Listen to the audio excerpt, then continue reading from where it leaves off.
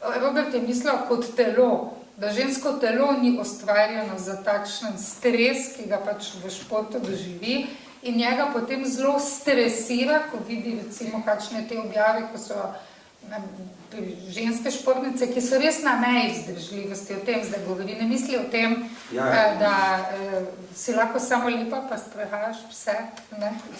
Ampak da lahko, v bistvu mi vsi športno pač živimo. Ne da igraš tukaj smuča, ne?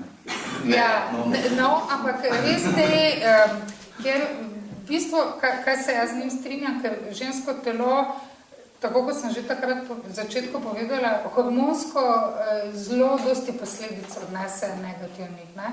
In iz teh posledic se tudi vidi, da ni narejeno, ker se pač odklopi ta možnost reprodukcije, pa vse, kar to prinese za sabo, pa tudi dolgoročne posledice so večje in na kostni gostoti in na vsem, ne?